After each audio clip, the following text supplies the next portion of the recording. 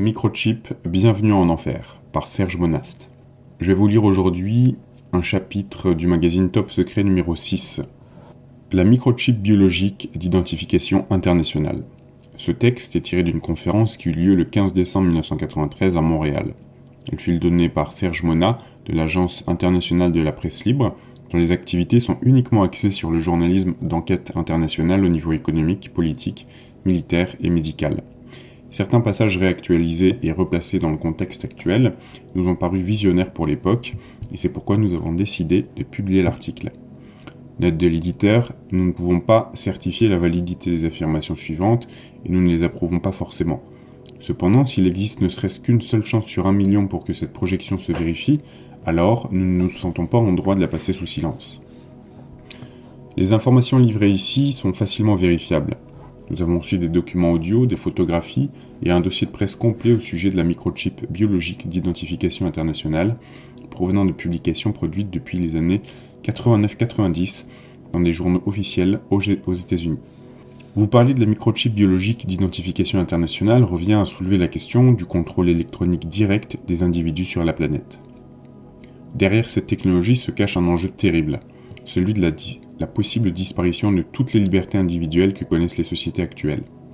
En effet, le moment venu, toute personne n'adhérant pas à ce nouveau système d'identification ne pourra plus ni acheter ni vendre quoi que ce soit. On pourrait croire à de la science-fiction, cependant, lorsqu'on se retrouve face aux documents provenant des compagnies qui fabriquent ce dispositif électronique, on peut difficilement douter de la réalité de cet avenir qu'on nous prépare.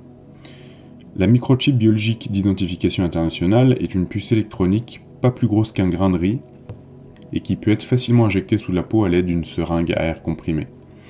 Plusieurs compagnies sont impliquées dans sa fabrication.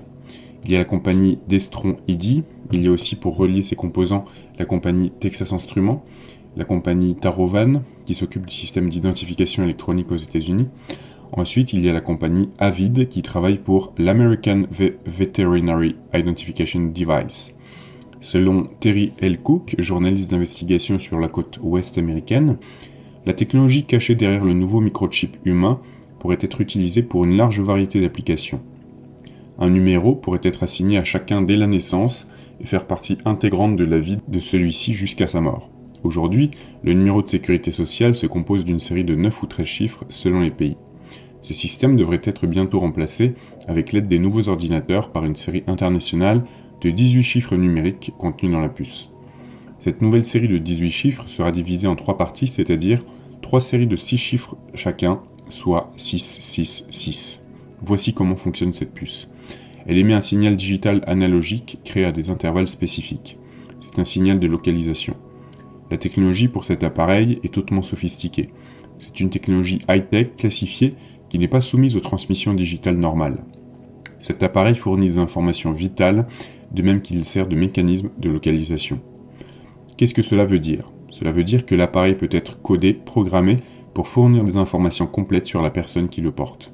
La puce est donc un récepteur émetteur radio ou radar activé pour la transmission.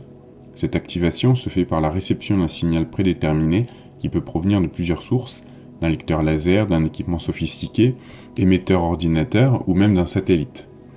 La puce, autrement appelée transpondeur, peut fournir le nom et la photo de son porteur, son numéro de sécurité sociale internationale, les données relatives à ses empreintes digitales et génétiques, sa description physique, son adresse, sa situation familiale. Elle peut donner un profil complet de l'individu, permettant ainsi de cerner précisément son milieu social. Les informations concernant son travail et ses revenus seront disponibles. En fonction des spécificités des lecteurs informatiques utilisés, certains services accéderont à des informations aussi confidentielles que le taux d'imposition, l'historique du dossier médical ou les détails du casier judiciaire. Les caractéristiques de la puce ne s'arrêteront pas là. La puce servira de balise permettant de localiser un individu 24 heures sur 24. Avec une telle technologie qui, rappelons-le, est déjà au point, le véritable danger, c'est la tentation totalitaire. Des personnes travaillent à l'heure actuelle sur une puce fabriquée à partir de protéines vivantes et il semblerait que cette technologie puisse agir sur la mémoire ou la pensée d'un individu. Imaginez ce pouvoir entre les mains d'un gouvernement mondial qui voudrait s'assurer du contrôle de tous les individus afin que le pouvoir ne puisse plus jamais lui échapper. Tout individu qui refuserait de faire partie du nouvel ordre mondial serait automatiquement considéré par les autorités comme un terroriste, un individu dangereux, mettant la paix, la sécurité de la société en danger. Cet individu n'aurait aucun endroit où se cacher sur toute l'étendue de la planète. Vraisemblablement, cette puce électronique pourrait être implantée sur le revers de la main. Elle pourrait servir non seulement de carte d'identification universelle, mais aussi elle pourrait remplacer les cartes de crédit, les passeports, les permis de conduire, etc. Au supermarché, il suffirait de passer le poignet au-dessus d'un scanner pour effectuer ainsi un débit direct sur votre compte bancaire. Nota bene, vu dans un film de la société AT&T. Cela paraît peut-être invraisemblable, mais avec les informations que nous avons reçues et les dossiers de presse, nous sommes bien obligés d'admettre que nous avons affaire à quelque chose d'excessivement sérieux. Étape de la mise en place du système. Premier temps, l'expérimentation.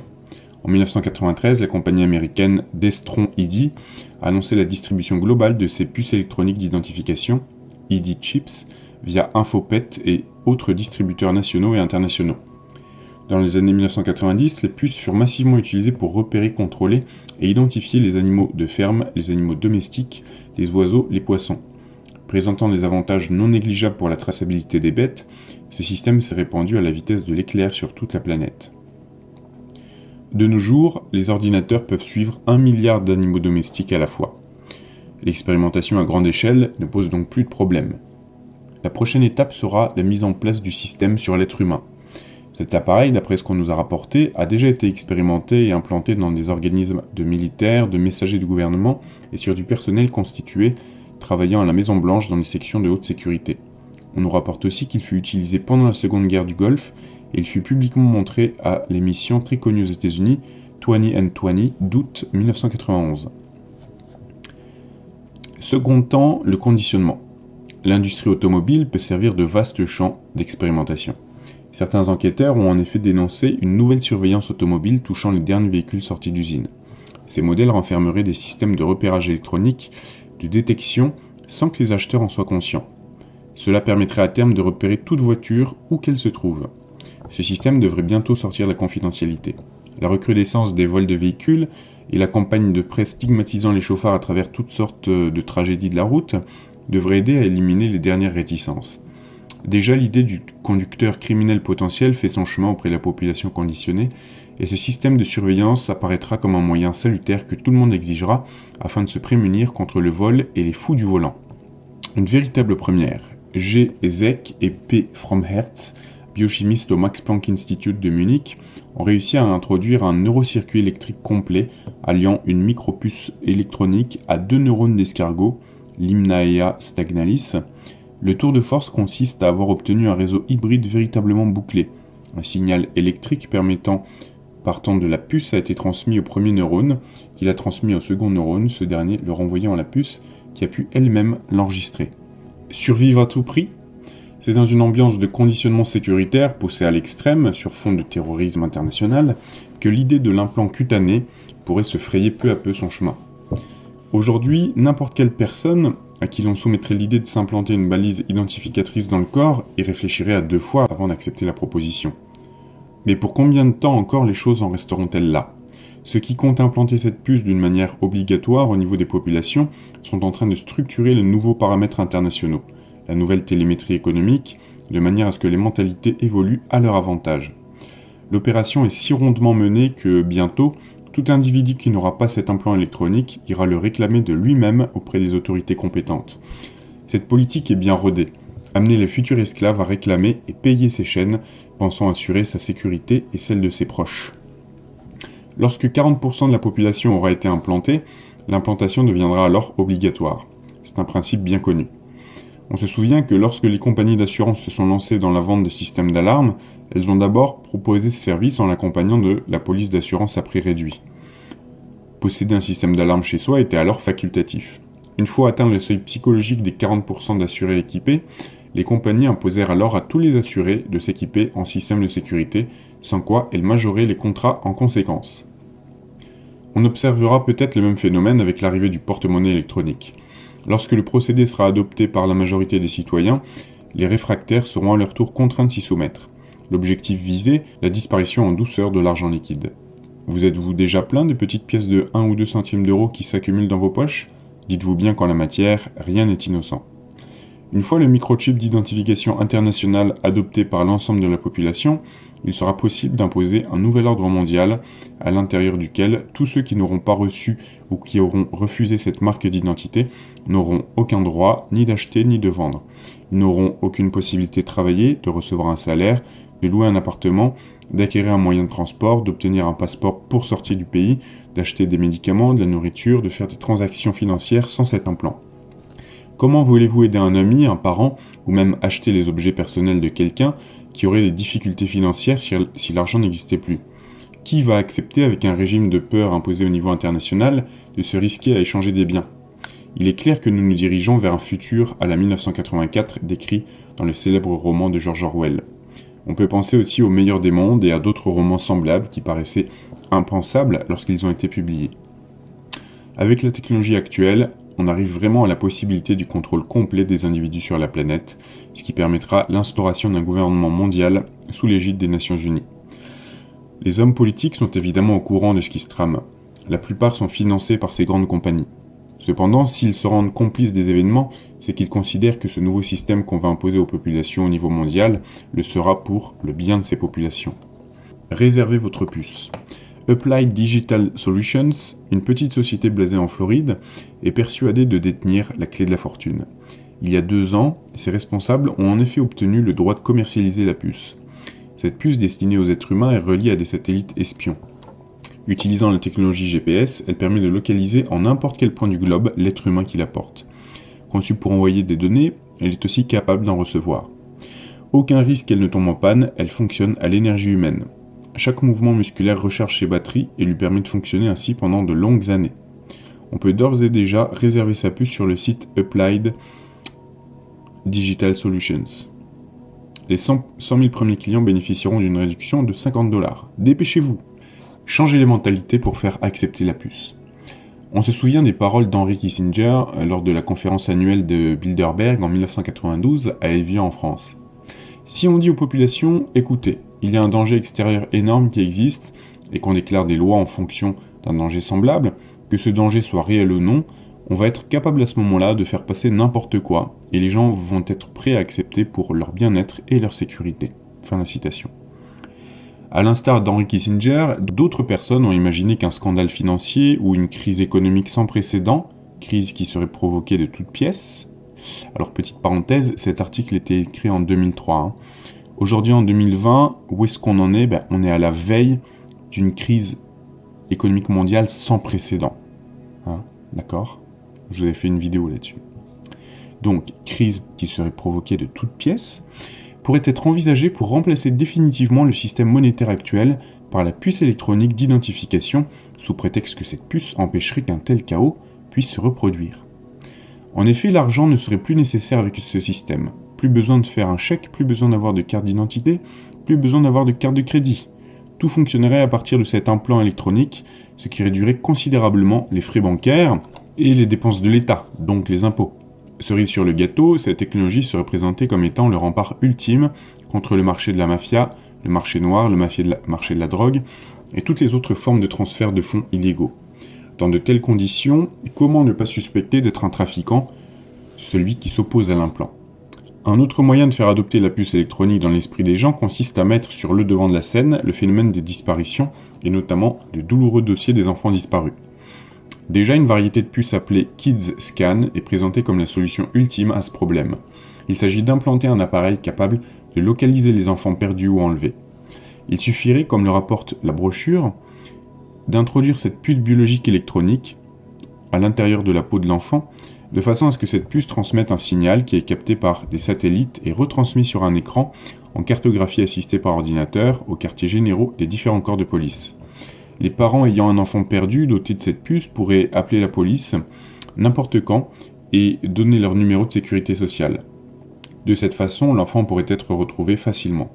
Si ce procédé se généralise, il est fort probable que les parents refusant la puce pour leur enfant seraient rapidement montrés du doigt et considérés aux yeux de tous comme des parents irresponsables et indignes.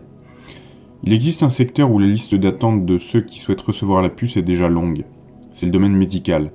Beaucoup de malades à qui on a fait miroiter la perspective de soins plus rapides et plus efficaces se sont laissés séduire par le concept. La famille Jacobs est fière de vous annoncer Le père est dentiste, la mère comptable et le fils âgé de 14 ans joue de la musique.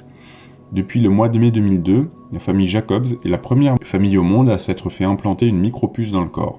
Les Jacobs attendaient l'autorisation de l'administration américaine, la FDA, Food and Drug Administration, et cette autorisation a été donnée avec une rapidité encore inégalée.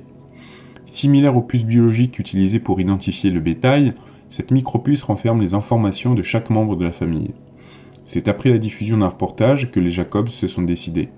Le fils, Derek, s'était levé et avait dit « Je vais être le premier garçon à se faire implanter une puce ». Séduite également, la mère aurait pris contact avec la société ADS. Ses motivations sont liées aux attentats du 11 septembre. Leslie suggère même que les pilotes dans les avions soient micropucés et passés au scanner avant d'entrer dans le cockpit. Et son mari, Jeffrey, de suggérer d'étendre le procédé aux grands criminels et terroristes connus. Pour Leslie, le monde serait plus sûr si les autorités avaient un moyen aussi efficace pour identifier les gens. « Je n'ai rien à cacher, j'ai déjà une carte d'identité, alors pourquoi ne pas avoir une puce ?» Le père Jeffrey, lui, est motivé pour des raisons médicales. À 48 ans, il a déjà été atteint d'un cancer. Cette puce peut me sauver la vie s'il m'arrive quelque chose de grave. En scannant la puce, les médecins peuvent avoir accès directement à mon historique en tant que patient. Sans cela, personne ne peut connaître mes antécédents médicaux.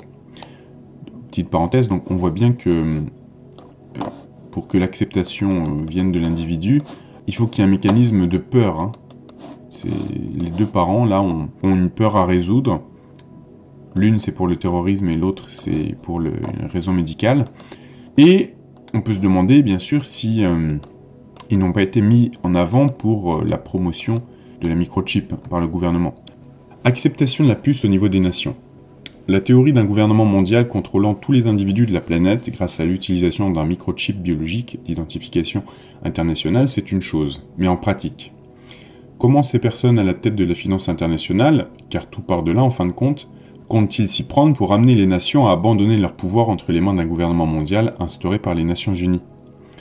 Des collègues journalistes de la revue Monetary and Economic de mars 1993 m'ont fait parvenir le document suivant, un gouvernement mondial par assentiment ou asservissement. L'homme qui a écrit ce document est un dénommé Norman N. Franz, économiste senior chez FAMC. Auteur d'un manuel de planification financière, il fut conseiller d'affaires au Colorado Office of Economic Development, responsable des prêts et directeur des opérations dans une compagnie d'investissement. C'est donc un expert notable dans le domaine de la finance et des investissements.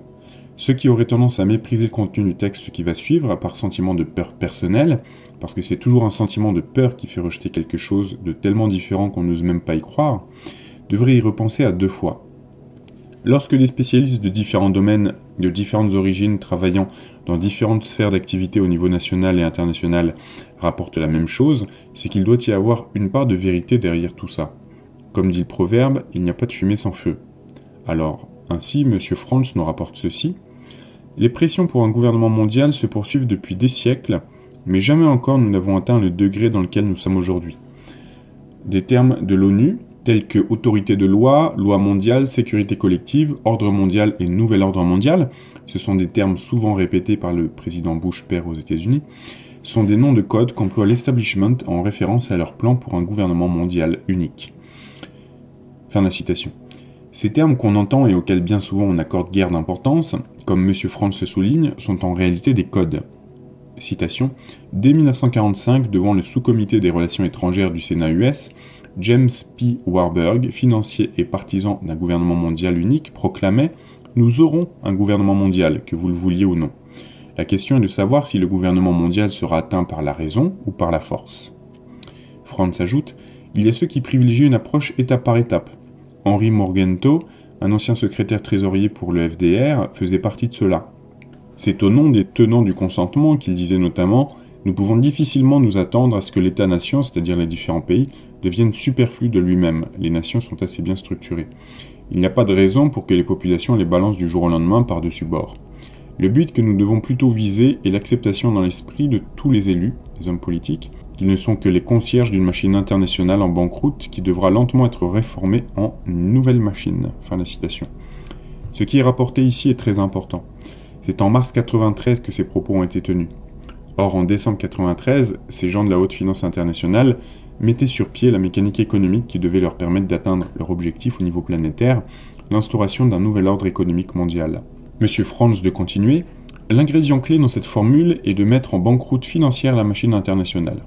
En d'autres mots, de créer de toutes pièces une crise économique gravissime, non pas dans les faits, mais d'une façon factice, et de faire croire aux populations que l'économie va mal, que les pays sont endettés, et que pour rembourser la dette, il va falloir couper dans le budget des programmes sociaux et des programmes d'éducation, mais jamais au niveau des budgets militaires ou d'autres budgets de ce genre. On touche donc directement à la qualité de vie des populations. Vous allez voir pourquoi. Je vous relis cette phrase. L'ingrédient clé dans cette formule est de mettre en banqueroute financière la machine internationale.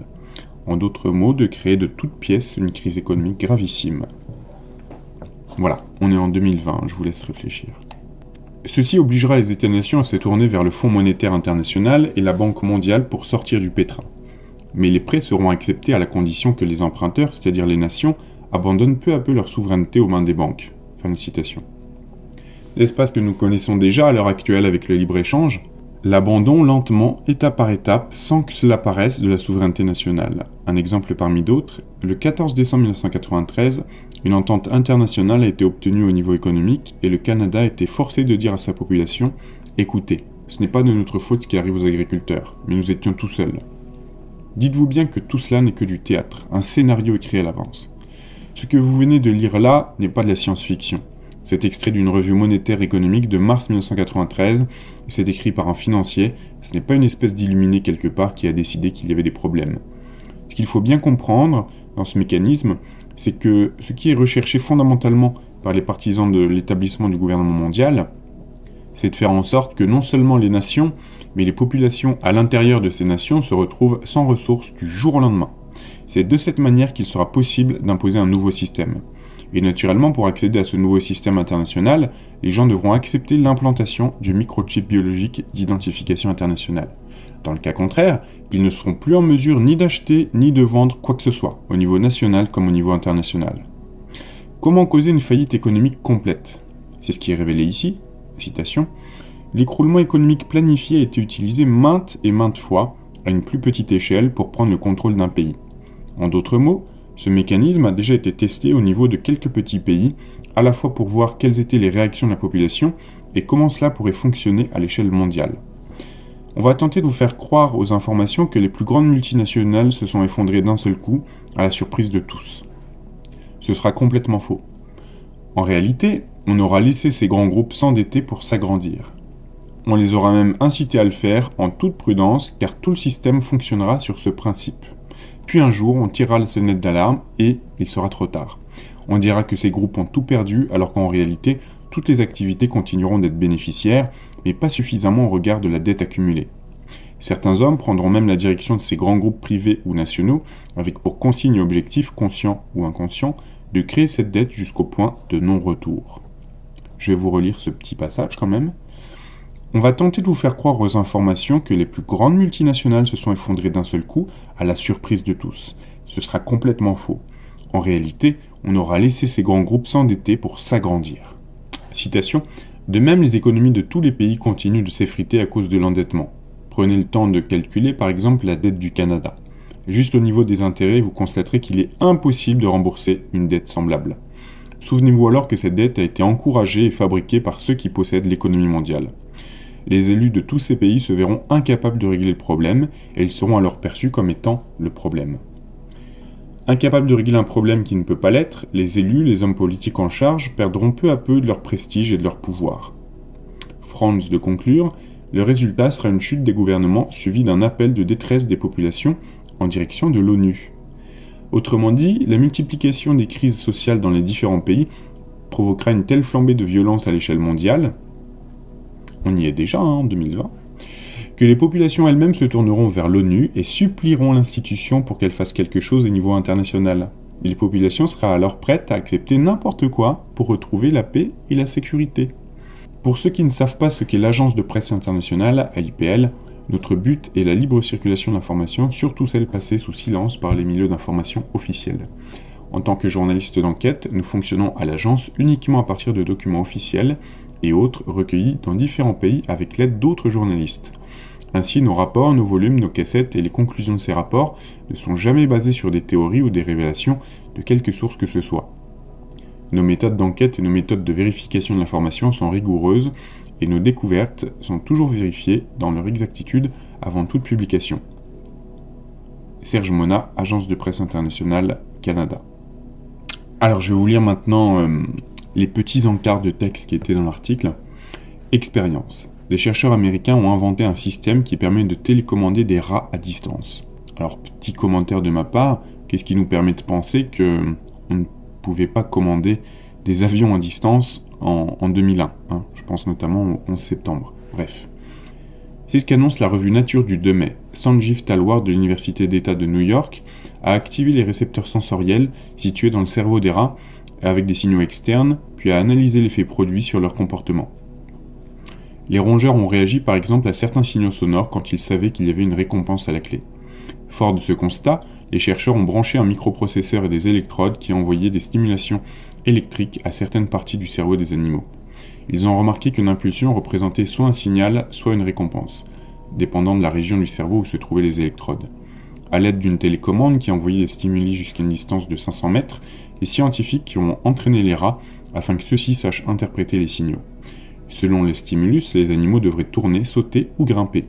Ce dispositif de rat téléguidé pourrait être très utile lors d'opérations de sauvetage ou de déminage. Sao Paulo, le marché de la peur.